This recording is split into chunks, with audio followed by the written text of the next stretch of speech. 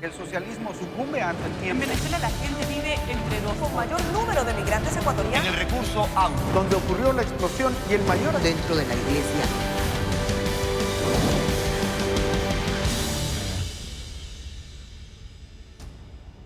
Amigos, bienvenidos. Una cuestionada obra que le costó al país 623 millones de dólares está en riesgo crítico. Hablamos del poliducto Pascuales-Cuenca, otro de los proyectos emblemáticos de la llamada Revolución Ciudadana. Fue concebido para ampliar la cobertura de gasolina, diésel y gas licuado de petróleo en 6 provincias del sur de Ecuador y así ahorrarle 25 millones de dólares anuales al país. Sin embargo, en menos de un año de operación se destapó el sobreprecio de casi el 150% de su costo inicial. También se han presentado fallas, deslizamientos de tierra y fisuras en una de sus terminales. Con Iván Maestre, recorremos el proyecto Pascuales-Cuenca para conocer la realidad del poliducto en emergencia.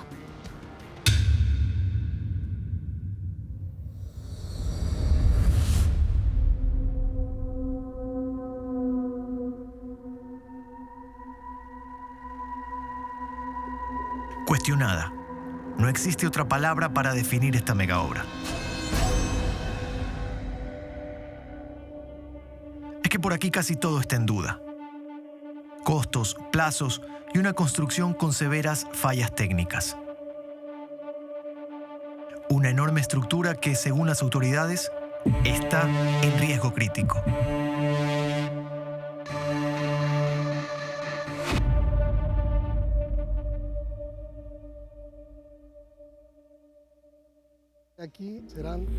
El sistema Poliducto Pascuales-Cuenca es una obra que fue concebida para que costara 264 millones de dólares, pero que se contrató por 623. Otra de las joyas emblemáticas de la llamada Revolución Ciudadana con sobreprecio. Esta vez 150% más cara de lo que se propuso. Que es el mejor ahorro. Construida por la brasileña Odebrecht, una empresa por demás señalada en Ecuador, que ha estado vinculada a sonados actos de corrupción. Y es que este contrato es precisamente uno más en los que se podrían evidenciar sobornos de parte de esta empresa. Producto del azar. Por ello están siendo investigados desde altos funcionarios de Petroecuador, el ex contralor Carlos Polit, prófugo de la justicia, y hasta el ex vicepresidente de la República, Jorge Glass, detenido desde 2017 en la cárcel de La Tacunga. Pero hablemos del poliducto Pascuales-Cuenca, una de las obras estratégicas más costosas que se empezó a gestar en 2008. En ese año se firmó con la empresa Caminosca un contrato para estudios e ingeniería básica que fueron entregados en 2009 y en los que se calculó que la obra costaría 264 millones de dólares. 4 años después, en 2013, se adjudicó a Odebrecht, pero se recalculó el costo por los años transcurridos, algo que parecía lógico. Y Petroecuador estimó el presupuesto en 272 millones. La oferta de Odebrecht fue de 369, casi 100 millones más de lo presupuestado por la estatal. Pero el contrato se firmó. Odebrecht asumió el desafío de construir el poliducto Pascuales-Cuenca. En octubre de 2013, luego de la firma, se planteó la terminación del poliducto en 700 días. Con el paso del tiempo se incrementaron los plazos y, por supuesto, los costos de la obra. Donde se bombeará GLP hasta la nueva terminal de la Troncal. Muchos de estos aumentos al presupuesto fueron justificados como deficiencias en los diseños, según reportó oportunamente la constructora. Y ya para finales de 2016, tras 5 prórrogas a Odebrecht, la Agencia de Control Hidrocarburífero emitió la autorización de operación. Inversión de más de 570 millones de dólares. Pero a inicios de 2017, según informes, ya se detectaron fallas técnicas y se había interrumpido el bombeo por presencia de suciedad y partículas metálicas en el poliducto que transporta hidrocarburos. Y con los problemas presentados, las autoridades decidieron no recibir oficialmente la obra. Todo lo que hay es una entrega provisional que se hizo en febrero de 2017 de parte de la constructora. El documento que especifica esto y que fue enviado a Visión 360 de parte de Odebrecht también explica que la empresa pública Petroecuador mantiene facturas y planillas pendientes de pago desde diciembre de 2015. que el poliducto alcanzó la condición de apto para operar y que esto fue avalado por la empresa fiscalizadora y por la Agencia de Regulación y Control Hidrocarburífero.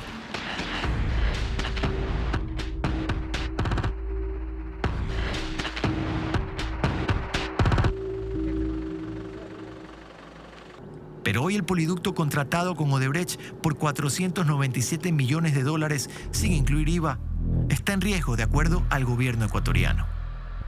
Serias fracturas en el hormigón de la terminal Cuenca, en el sector de Chauyabamba, comprometen una inversión millonaria. Ya se han presentado deslizamientos de los taludes al interior de estas instalaciones que son prácticamente nuevas. Y de acuerdo a estos funcionarios de Petroecuador, las afectaciones ya eran evidentes cuando la empresa brasileña todavía realizaba trabajos aquí. Los problemas más graves de la terminal Cuenca están en la parte alta, precisamente donde reposan las esferas que deberían almacenar gas licuado de petróleo y que por seguridad ya fueron vaciadas. Lamentablemente la situación es dramática en el terminal de Cuenca, que es parte del sistema del poliducto Pascuales Cuenca. Tuvimos, como usted bien señala, que declarar la emergencia y a raíz de esa emergencia emprendimos correctivos que son francamente someros hasta tener un estudio mucho más pormenorizado que está en camino por parte de la Escuela Politécnica Nacional que recibiremos en los próximos 60 días. Aquí se evidencian severos agrietamientos y hundimientos que causan temor.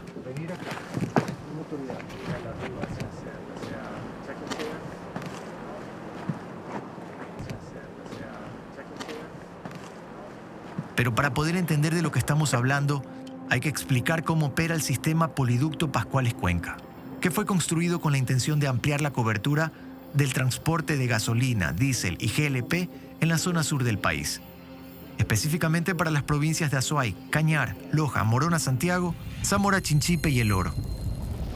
¿Cómo lo hace? A través de un ducto de 217 kilómetros de longitud que une la terminal de almacenamiento Pascuales en la provincia del Guayas con Cuenca en la provincia de Azuay. Casi la mitad atraviesa la llanura costera, hasta la terminal ubicada en el cantón La Troncal, donde los combustibles que hasta aquí llegan se almacenan y distribuyen vía terrestre, sobre todo las gasolineras de la provincia del Oro. El resto es bombeado hacia la sierra a través del poliducto en el otro tramo, con rumbo a Cuenca, en la terminal en Chauyabamba. El poliducto es una tubería de acero con carbono, por el cual se envían paquetes de varios combustibles.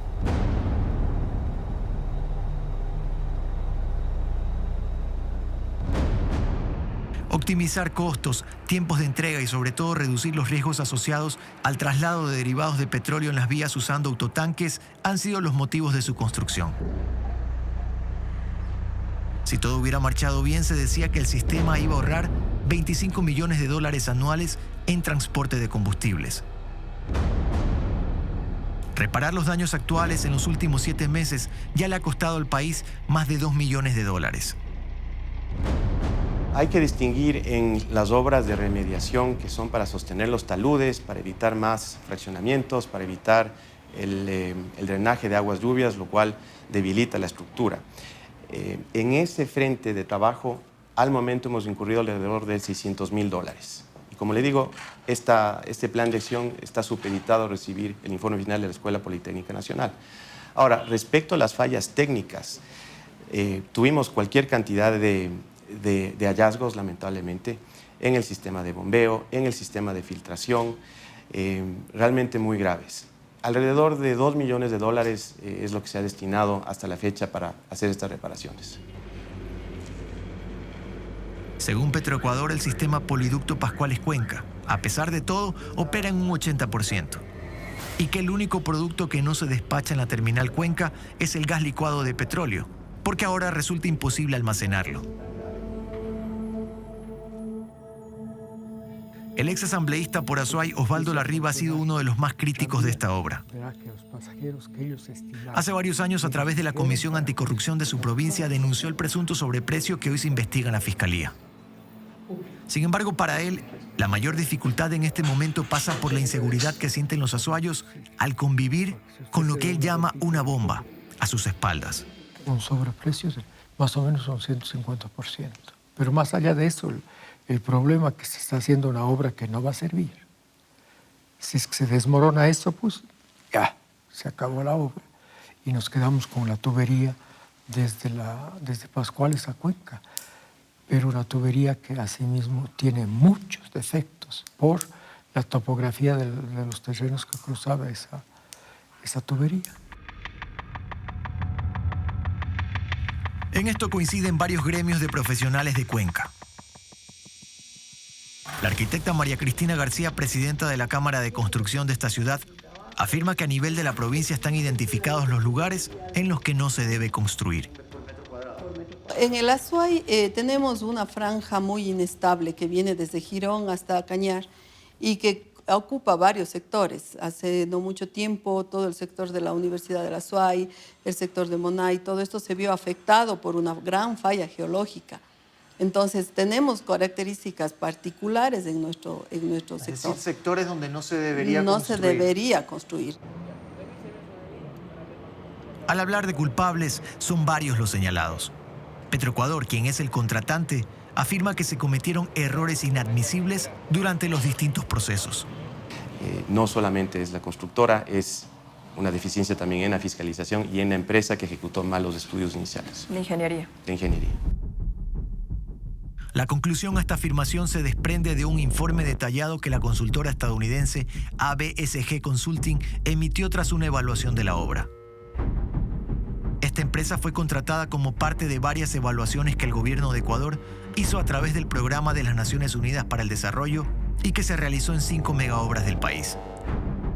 El informe de ABSG señala que la obra costó 150% más de lo planteado en su monto inicial.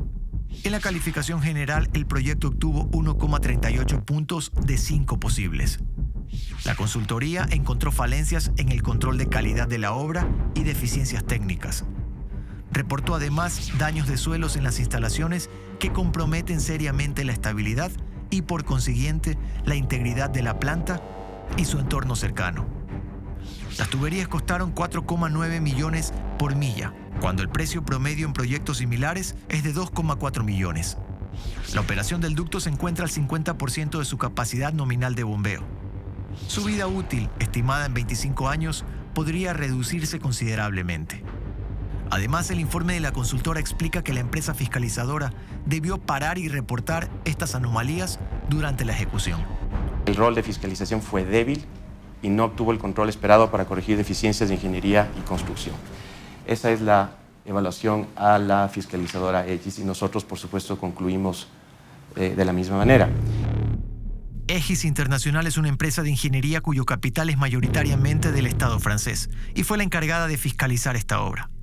Firmaron un contrato por $20,6 millones, pero finalmente recibieron 27,5.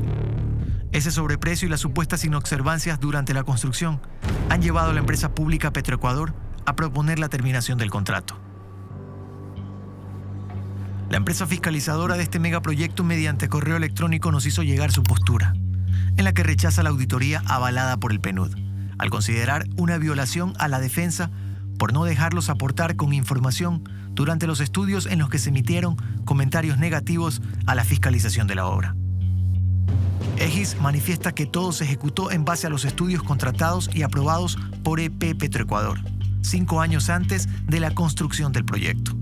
Con relación a los problemas geotécnicos en la terminal de Cuenca, dicen haber detectado y alertado mediante informes técnicos de que el trazado del ducto del diseño inicial presentaba unos riesgos geotécnicos muy elevados en multitud de puntos del tramo andino.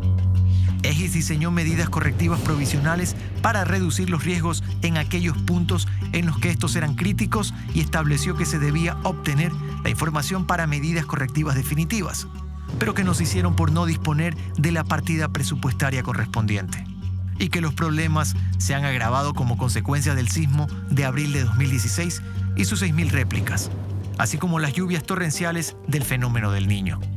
Y en lo referente con la situación de las instalaciones electromecánicas, manifiestan que el proyecto se encuentra actualmente en operación en modo reducido como consecuencia de la recepción provisional del mismo. El acta de recepción provisional incluye un listado de actuaciones pendientes preparado por Egis que debía ser resuelto en un plazo de 6 meses desde la recepción provisional del proyecto, lo que habría permitido la recepción definitiva y su operación tal y como estaba previsto.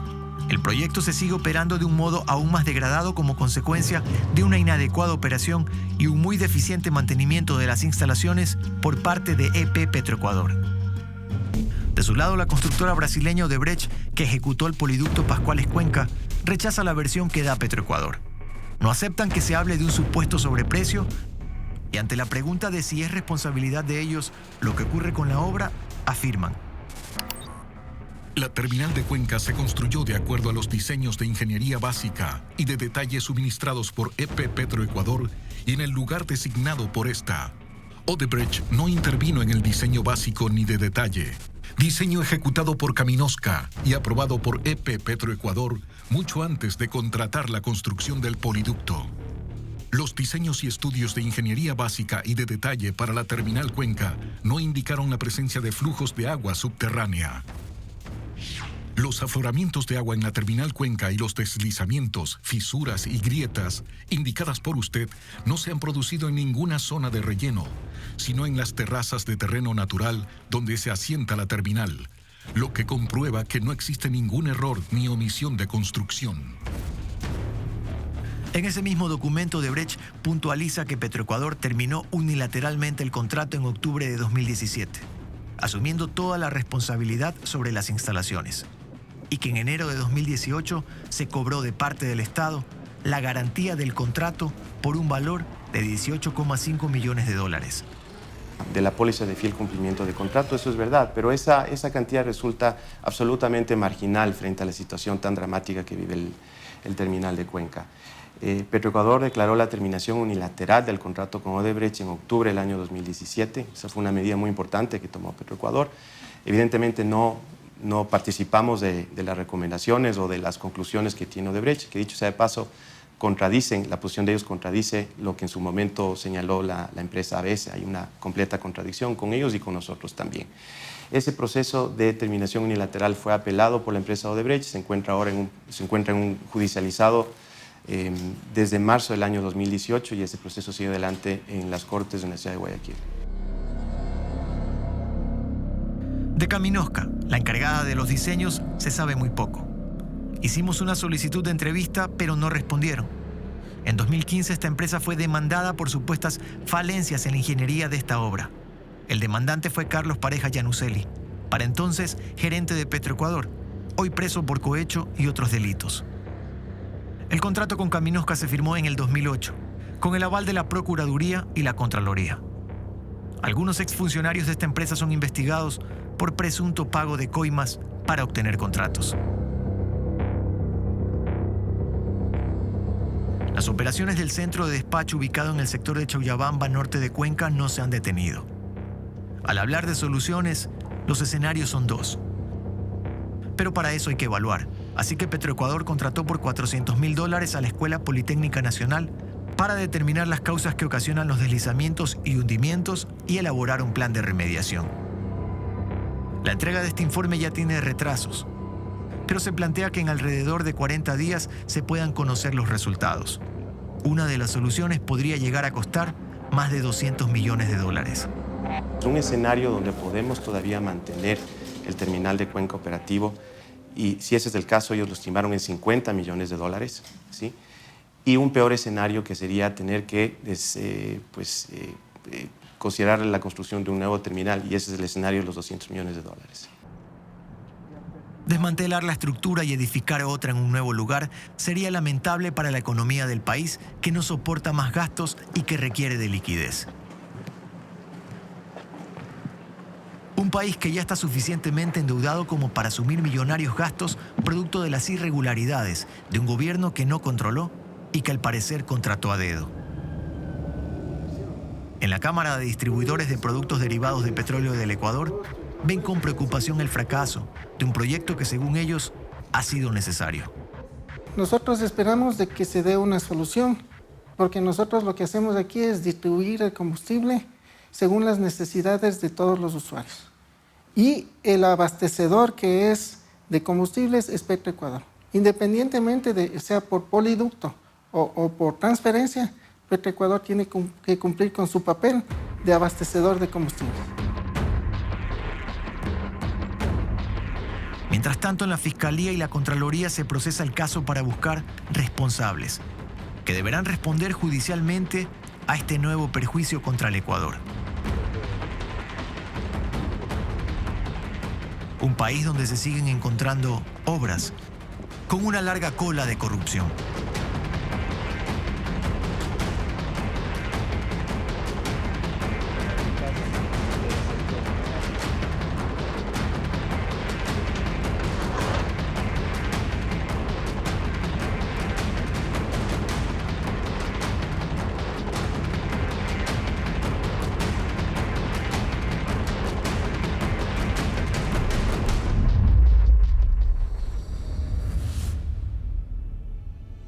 Al volver, una mirada a los sionas, los indígenas de la frontera norte que intentan sobrevivir. Esto es Ecoavisa y su Visión 360, sexta temporada.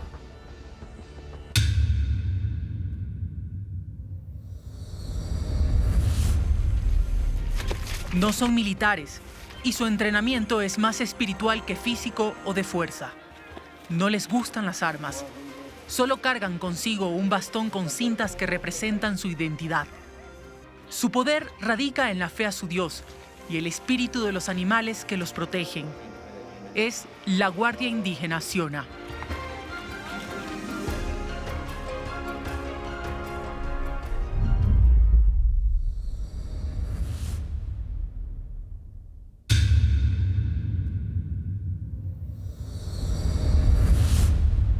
Los conflictos en la frontera norte con Colombia complican cada vez más la vida de los indígenas Siona.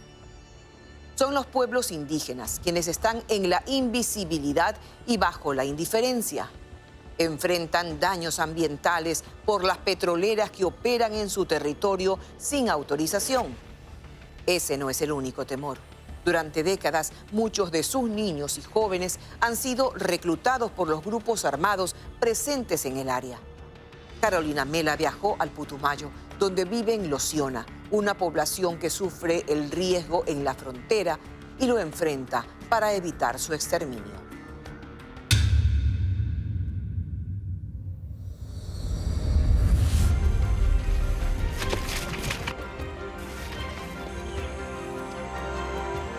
No son militares y su entrenamiento es más espiritual que físico o de fuerza.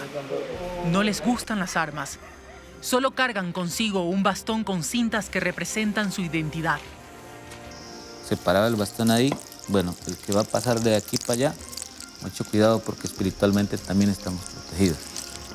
Su poder radica en la fe a su Dios y el espíritu de los animales que los protegen. Es la Guardia Indígena Siona.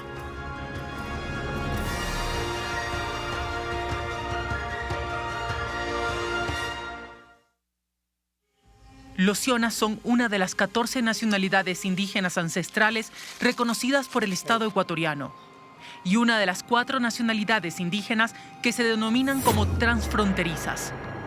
Estas habitaban en estos lugares antes de que se trazaran las líneas fronterizas entre Ecuador y Colombia. Ahora sus territorios están divididos por una línea imaginaria y por un conflicto latente. De oeste a este se encuentran en la línea de frontera los Épera, en la costa norte de Esmeraldas. Ellos migraron hacia el Ecuador en 1964, en medio del conflicto colombiano con la guerrilla. Los Aguá, quienes viven entre el río Telembia en Colombia y río Mira en Ecuador, tienen presencia en Esmeraldas, Carchi e Imbabura.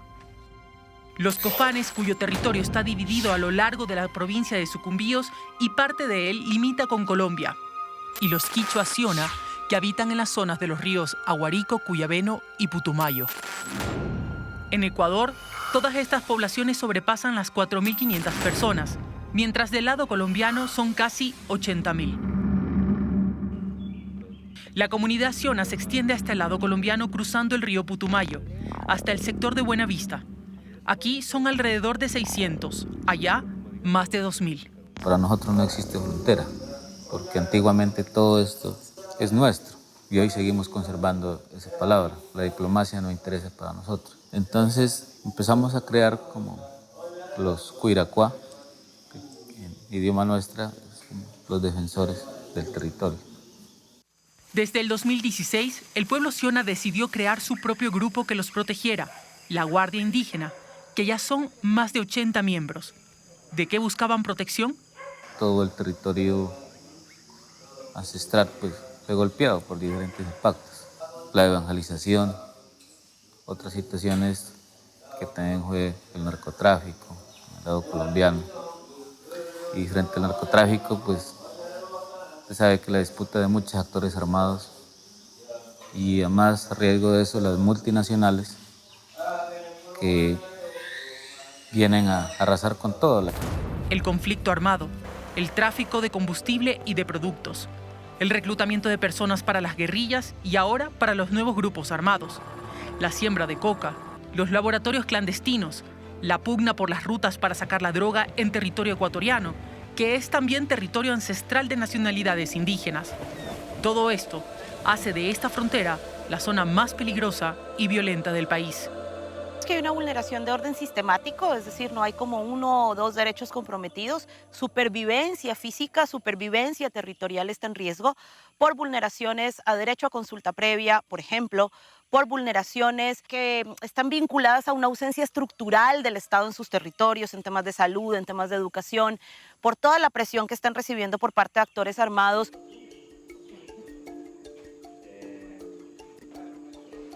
Por seguridad, llamaremos Gabriela a esta señora. Es indígena Siona, vive a orillas del río Putumayo.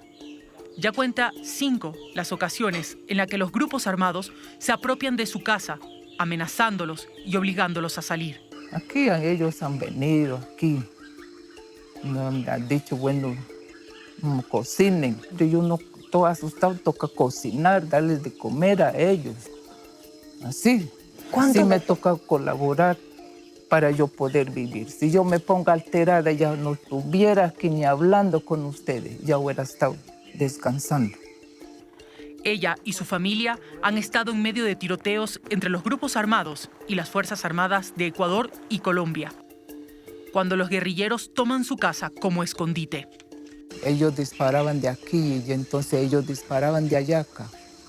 Entonces eso nosotros pues nos tocaba ir a meter, que tenemos ahí está la muestra de entramos y hicimos una trincherita ahí, metimos del uno al otro encima del otro, porque nosotros ya no cabíamos más. Esta presión no se ha detenido con la firma de la paz entre el gobierno colombiano y las Fuerzas Revolucionarias de Colombia, FARC, como muchos anhelaron que así sería. Los disidentes de la guerrilla se han estructurado en varios grupos para continuar con el negocio del narcotráfico y contrabando. La última vez que estuvieron en esta casa fue en enero de 2019. Ahorita les miré a ustedes que venían. Ay, Dios mío, yo me asusto yo. ¿Se asustó? Porque sí, yo me asusté. Dije, llegamos y sí, pero ya mire que nos confundió. No eran. Sí, porque ellos no andan grupo poquito, ellos andan así, grupos hartos.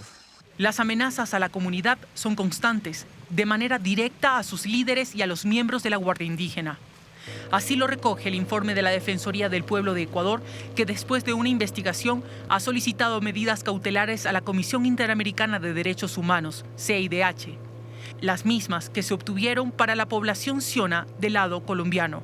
La Defensoría del Pueblo solicita a la Comisión Interamericana que, dada una situación muy similar de riesgo de exterminio, como se define en Colombia, de afectación grave a derechos como la vida, la integridad y el mismo territorio, la CIDH debe ampliar esas medidas de protección, esas medidas cautelares para resguardar la vida de la comunidad y principalmente de sus líderes ante la situación actual que viven cada día. Hasta la comunidad llegan panfletos firmados por los grupos armados que operan en la frontera, donde les ordena a la población no salir de sus casas después de las 6 de la tarde, o si no, matarán a toda persona que vean. También dan nombres y apellidos de los líderes indígenas a los que tienen en la mira para asesinarlos. Nosotros ya le hemos dicho al Estado que necesitamos una presencia emergente e integral del Estado, más allá de Fuerzas Armadas, en educación, en salud, en vialidad, en infraestructura productiva, etcétera. Y nosotros ya le hemos dicho al Estado que hay líderes, hay dirigentes, hombres y mujeres cuya vida está en inminente riesgo y pueden terminar siendo asesinados. Y le hemos dicho al Estado que este pueblo como una estrategia propia de sobrevivencia ha generado su guardia indígena y que esa guardia requiere ser fortalecida. Que ese fortalecimiento es a través de la dotación, por ejemplo, de canoas, de motores, de radios de comunicación, que hagan más fácil la actividad que a día de hoy hacen con sus propios recursos para controlar su territorio y para proteger su vida. ¿Y cuál ha sido la respuesta? Ninguna. La respuesta sigue siendo ninguna. El pasado abril entrevistamos al jefe del Comando de las Fuerzas Armadas de la Zona 1, que incluye la provincia de Sucumbíos. El general Proaño desconoce que los disidentes operen en territorio ecuatoriano. Para las Fuerzas Armadas, todo ocurre del lado colombiano. Y yo sí le puedo garantizar que dentro de nuestro territorio efectivamente no se ha identificado que en el territorio ecuatoriano exista algún grupo de estas características que opere desde nuestro territorio. Si operan desde Colombia, en Colombia lo operan, pero desde acá no. Eso téngalo por seguro y lo estamos operan, nosotros haciendo. Pero sí están aquí igual. Podría darse, como usted mismo manifiesta, en una frontera con estas complejidades, pero de ahí que entren como grupos armados y que digamos aquí existe un grupo armado que se llama la Contru, como usted lo manifiesta, no existe. 2 meses después de la entrevista, estas imágenes demuestran que los grupos armados irregulares operan en territorio ecuatoriano. Con casco y chaleco antibalas nos internamos en la selva. Es un paso ilegal en donde se encuentran pasando del otro lado todo tipo de contrabando. Por ejemplo, ¿qué podemos encontrar? Desde combustible hasta productos de primera necesidad electrodomésticos. En medio de la lluvia aguardamos sigilosamente por algunas horas. Observamos el paso de vehículos por la vía que llega hasta el río. Descargan y regresan por el mismo camino. Mientras los militares hacían el control, se escuchan disparos. El 13 de junio de 2019, en esta zona, llamada La Balastrera, en la provincia de Sucumbíos, muy cerca de donde estuvimos, un equipo periodístico de Televistazo que hacía una cobertura sobre el contrabando en la frontera quedó en medio de una balacera entre militares ecuatorianos y grupos armados. Cuando se dieron cuenta de la presencia de los militares, no huyeron, sino que comenzaron a dispararles. El cruce de balas duró alrededor de 5 horas.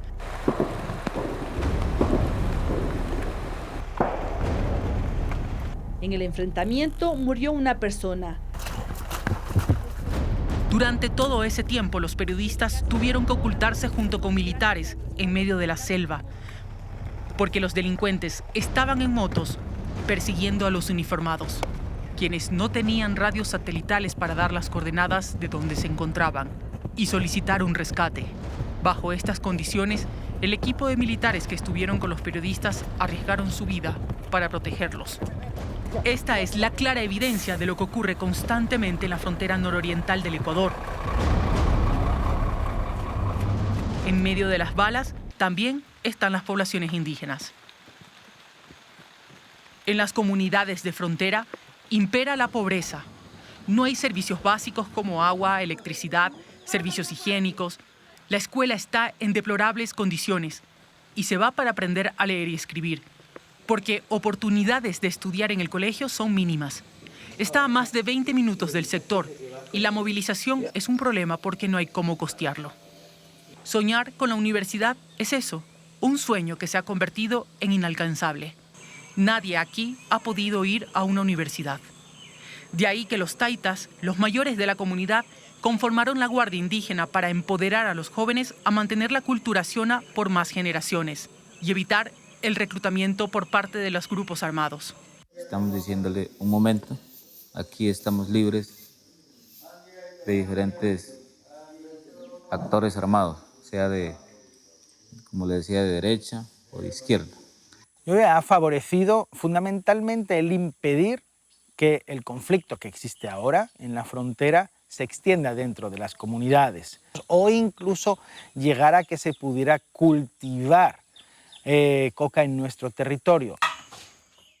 La comunidad siona tiene un objetivo, la supervivencia. Y eso significa bajo sus costumbres. Es así que los sionas han impedido la siembra de coca en sus territorios. A pesar de las importantes ofertas económicas de más de 4 millones de pesos colombianos, algo así como $1.200, dinero que solo podrían tener después de varios años de trabajo. Y cuando no ceden, vienen las amenazas. En la frontera la paz está lejos de llegar y si el Estado sigue totalmente ausente y la única respuesta sigue siendo la presencia militar y además la presencia militar que también causa miedo y zozobra a la población porque no los entienden como aliados ni como amigos por el trato que se les ha dado, estos pueblos están condenados al exterminio.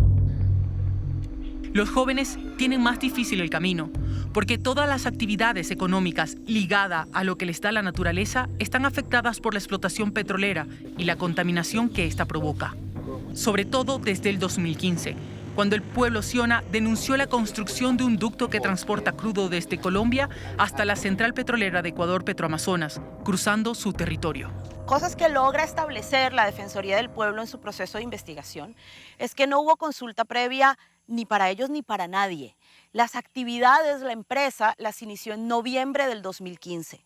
La consulta previa la empezaron en diciembre del 2015 y las licencias ambientales las obtuvieron en febrero del 2016. Con lo cual toda la operación de la empresa está revestida de ilegalidad. Efectivamente hemos dado la licencia en la fecha que se ha mencionado, pero posiblemente hay ciertas actividades preparatorias y eso es lo que se esté posiblemente entendiendo como la ejecución ya del proyecto como tal. Y déjeme decir que soy biólogo. El Ministerio de Ambiente no tenía claro cuándo empezó el proyecto de las dos empresas petroleras, si antes o después de otorgarles la licencia ambiental, pero sí tenía el resultado del informe del impacto ambiental que este provocó en la zona. El informe es que efectivamente el proyecto produce estos impactos, ¿no es cierto? ¿Y son qué tipo de impactos? Y son de los dos lados, son impactos positivos y son impactos negativos. ¿Cuáles son los negativos? Pues el tema de la deforestación, por ejemplo, es uno de los impactos negativos y ahí usted lo dijo con mucha propiedad, ¿no? O sea, hacemos una intervención y efectivamente hay que modificar el ambiente. Lo que se ha modificado es el hábitat de una población que subsiste del agua de las vertientes naturales, que ahora están contaminadas, de los árboles que han talado. Su alimentación depende de la cacería que cada vez es más difícil por la intervención de infraestructura petrolera en la zona. El impacto ambiental afecta directamente a su cosmovisión y supervivencia.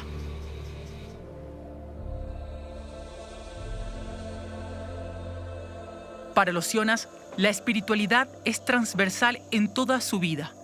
Sus decisiones no son imperativas ni ocurren a la ligera. Ellos deben conectarse con la naturaleza y con la comunidad para tomar acciones. El agua, las plantas, la tierra, los animales, todo lo que los rodea participa de su cosmovisión. Tienen el yagé o remedio, que es una hierba alucinógena, que es preparada en medio de un ritual que dura varias horas. Para tomarla, hacen una ceremonia que es parte de la cohesión de la comunidad, lo que los mantiene unidos y les da fortaleza para la toma de decisiones. Vienen a tomar su remedio, ¿para qué? Ellos vienen a fortalecerse, ¿sí? A recibir su energía. Y nosotros como mayores, nosotros nos ponemos a rezar a mi Dios, a la naturaleza, al agua, al aire, pidiendo a nuestros abuelos antepasados, que fueron profundamente grandes científicos, que nadie lo tiene hasta ahora. Y entonces uno pedimos y le protegemos a los guardias. Esta era la casa del pensamiento de uno de los taitas de la comunidad siona. Su ubicación es estratégica porque estaba al lado de una vertiente de agua pura que utilizaban para preparar el remedio, pero ya no existe. El oleoducto está construido, el crudo se está transportando y a día de hoy la casa ceremonial sigue sin ser usada, el bosque sigue sin ser reparado y el taita, la autoridad tradicional que estaba vinculado a esa casa, ha muerto, con un caso en impunidad y sin ser debidamente reparado. Entonces, ¿por qué luchamos nosotros nuestro territorio? Por dejar para nuestros hijos, para la nueva generación, para que haya vida para todos. Los sionas, como los distintos pueblos indígenas montubios y afros que todavía existen en el país, son las raíces de cada ecuatoriano. Las presiones contra sus territorios, las amenazas a sus formas de subsistencia, a su seguridad, aceleran su desplazamiento forzado a otras comunidades o ciudades. El mestizaje y su exterminio total, y con ello, las raíces de nuestra historia.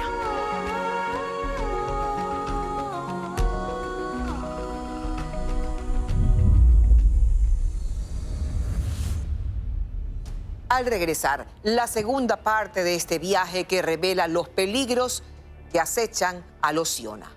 Esto es Ecoavisa y Visión 360, haciendo periodismo desde todos los puntos de vista posibles.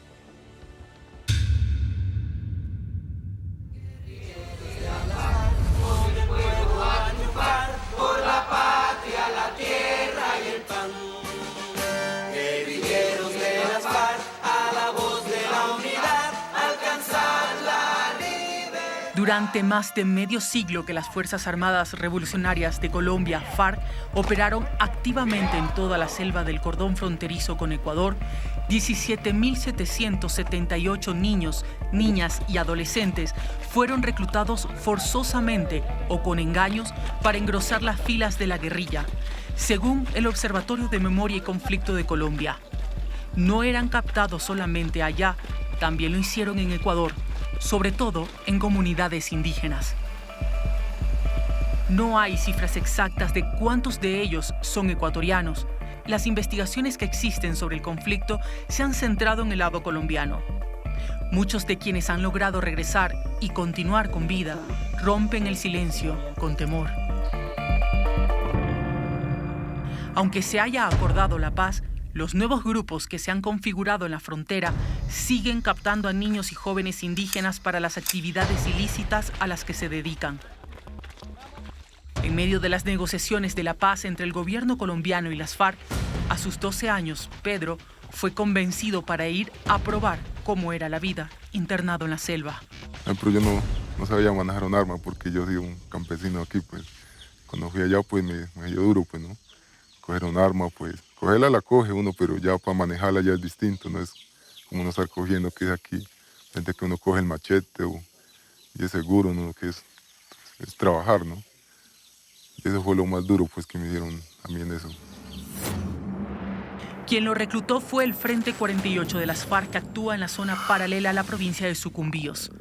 Después del curso básico de 6 meses donde le enseñan destrezas militares, ya cargaba una AK-47. Sí, todos los primos que eran míos son cionas también ellos.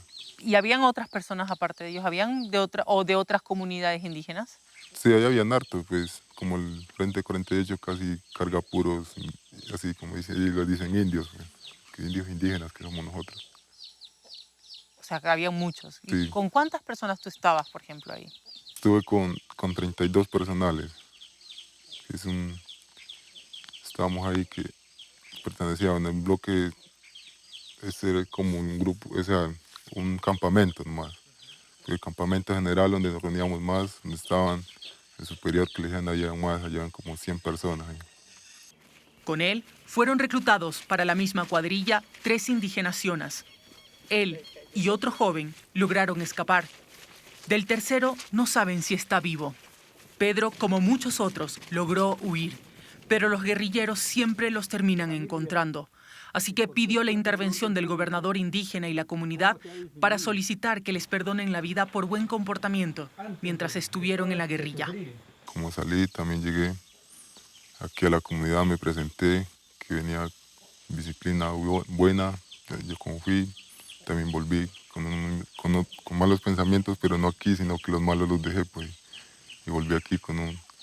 ¿Cómo eran esos malos pensamientos? Que los malos pensamientos que uno ya le enseñan fue a todo, a estornudar personas, a matar, pues, ¿no? Pues uno ya aprende de todo, pero cosas buenas y malas también. ¿Y tú alguna vez tuviste que hacerlo? ¿Tuviste que matar a alguien? No, yo no, pero sí estuve ahí viendo todo lo que pasaba, ¿no? ¿Viste cómo los mataban? Sí. Luis también era un niño cuando fue reclutado. Yo sí tuve que entrar en combate. Ya cuando pasó el 2016, en ese año ya comenzó combate aquí en Río, sobre el río Putumayo. Pues allá lo entrenan a uno, ¿no? O sea, igualmente, pues sí. Sí, en verdad que cuando yo dije, no, yo no tengo miedo, pero en el momento que ya fue la acción, o sea, que comenzó primero, fue un totazo que, pues, las cosas del totazo como que me quedé, como le llaman algunas palabras, tonto, o sea, como sin saber por dónde coger. De los bascazos, llega un momento que ya reaccioné y como que no sé si el humo de la pólvora es que lo pone uno como, ya se me pasó el nervio.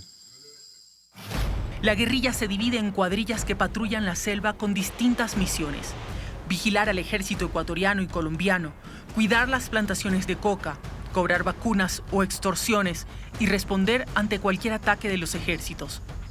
Luis estaba en una cuadrilla de 14 personas. Menores de edad, pues estaba más o menos, pues yo 3 habíamos menores de edad. Que eso era, pues que tocaba batir lo que era la zona de rural, ¿no? Eso. El reclutamiento tiene un guión con variantes según los intereses que vean en los niños, niñas y jóvenes. Recogido en varios informes, muestra que habían diversos mecanismos desde ofertas de ingreso voluntario por temas ideológicos, etcétera, ofertas económicas o incluso llegar a llevar forzadamente a hombres, mujeres, niños, niñas a la guerra.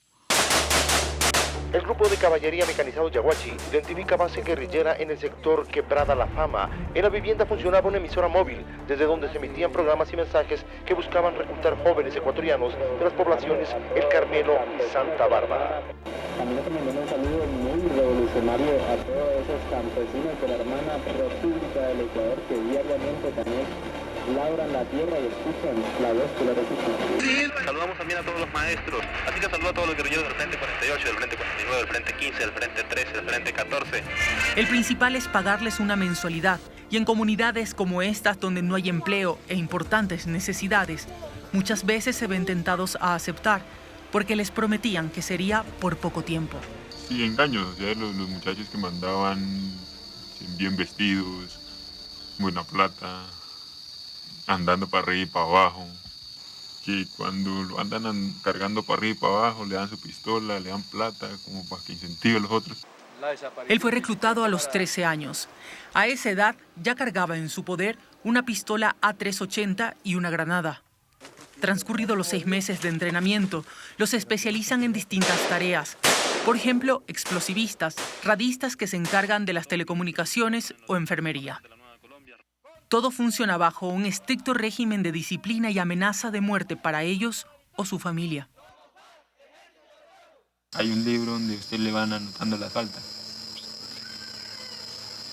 Entonces, cuando usted ya completó el número de faltas que tiene que completar, listo, consejo de guerra. Y se va a votación. Y si no es mucho el daño, se va a consejo de guerra, listo. Hay unos muchachos, pues, como todos, si se relaciona bien con los compañeros, le apoyan con el sí, listo, no, se salva. Y entonces del resto, y si gana el no, pues listo, va. El mismo grupo que dice no, le va haciendo el huequito y ahí va quedando. La frontera en Ecuador Oriental es invisible. Nosotros llegamos hasta el río Putumayo que nos separa de Colombia y cruzamos en una pequeña lancha y en menos de 5 minutos estuvimos en el lado colombiano. En esta zona, las familias habitan en ambas partes de la frontera. Los negocios se hacen en los dos países.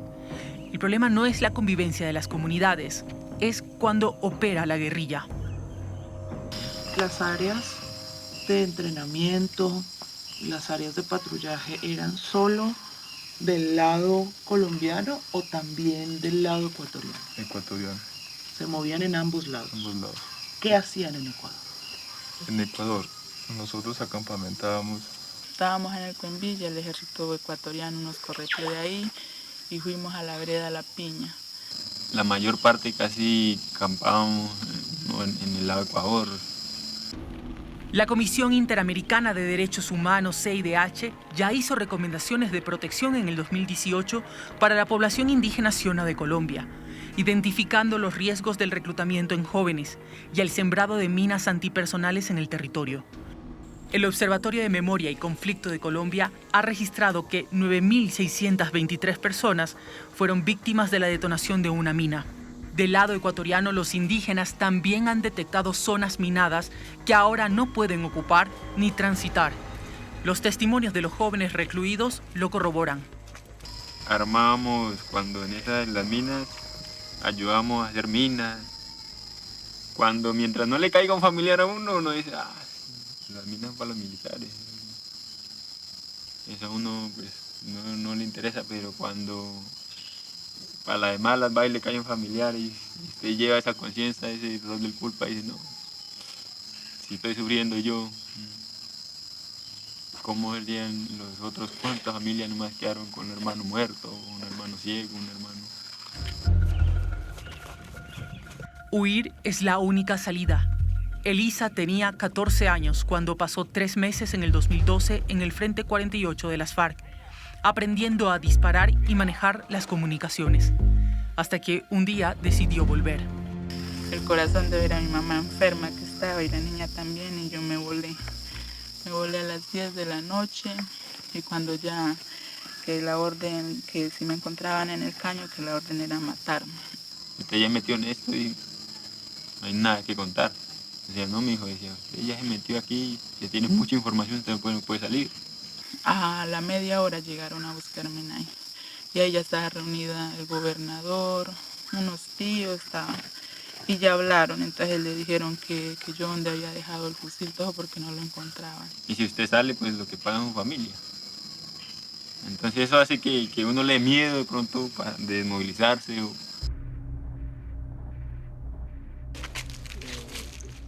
La población indígena Siona en Ecuador ha perdido a varios de sus niños en manos de la guerrilla.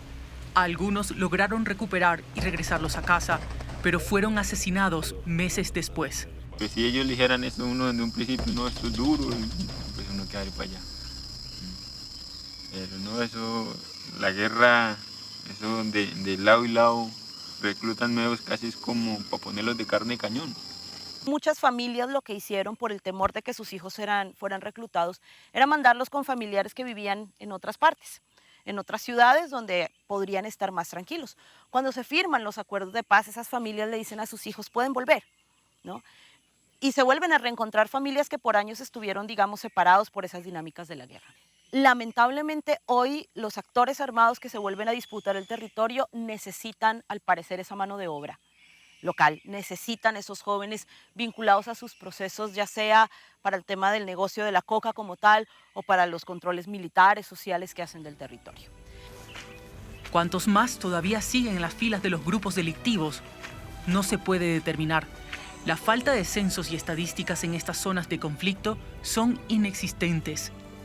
Las comunidades aún temen a las represalias, a pesar del acuerdo de paz. Las autoridades del Ecuador dicen que los grupos irregulares no operan en territorio ecuatoriano, así que tampoco tienen registro de los niños, niñas y jóvenes que han muerto en manos de la guerrilla, o los que continúan reclutados para los nuevos grupos delictivos que siguen operando en ambos lados de la frontera.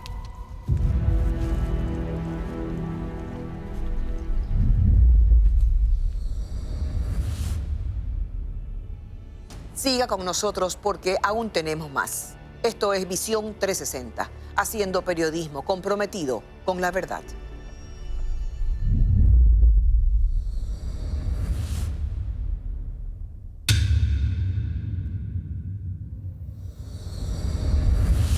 En esta sexta temporada, nuestro compromiso con ustedes no cambia.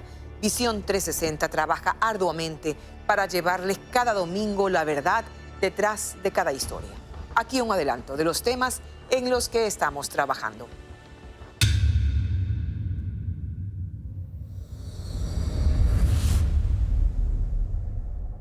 En una calle que era permitida de 30 millas por hora, él rebasó hasta los 80. Un auto intentó rebasar a un camión y se impactó lateralmente ocupando el carril contrario. Él se fue y a lo que él se fue sonó horrible, sonó durísimo. Y yo dije, Adrián. El vehículo liviano se pasó el disco pare y fue embestido por el autobús. Como consecuencia, 7 personas murieron, 5 personas muertas y 23 heridas. Se registró el accidente este jueves entre un bus de transporte urbano y un camión de carga. Yo siempre he esperado el semáforo para poder cruzar y crucé. 5 adultos y 3 niños resultaron heridos cuando un bus de transporte público se volcó. Una persona fallecida y 2 heridas es el saldo de un accidente de tránsito suscitado la mañana de este jueves. En el momento que yo veo que ya voy a perder el control de la motocicleta, yo trato de lanzarme. Y el conductor de este carro quedó atrapado tras chocarse contra este bus. Fue tal la fuerza del impacto que el vehículo quedó así. En escombros quedó este camión luego de impactarse contra un tráiler. Me acerco, me inclino y veo que es mi hijo. Qué dolor más fatal. Es algo que no lo quiero recordar.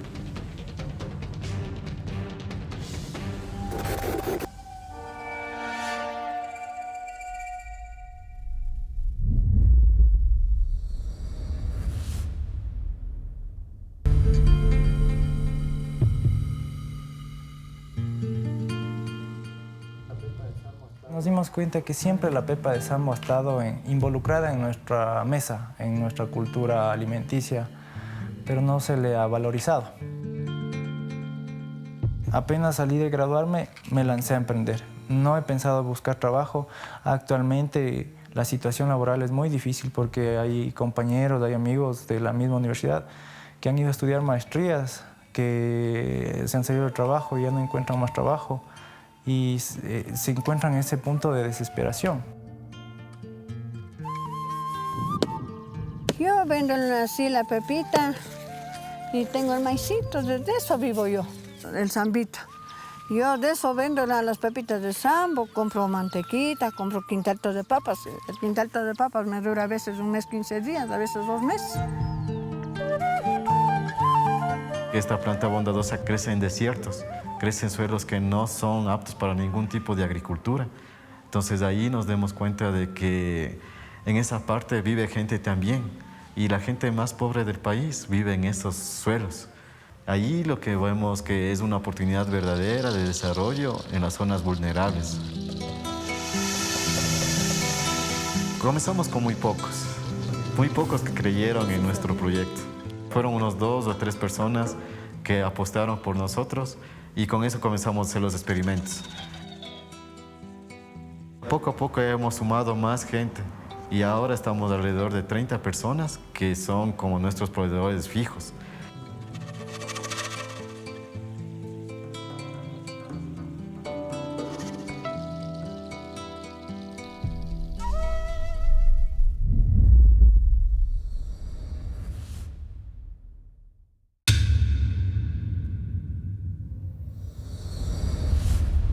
Gracias por acompañarnos cada domingo. Como todas las semanas, queremos seguir construyendo con ustedes el mejor periodismo posible. En Visión 360 seguiremos recorriendo, cuestionando y caminando hacia la verdad. Un abrazo. Seguimos adelante.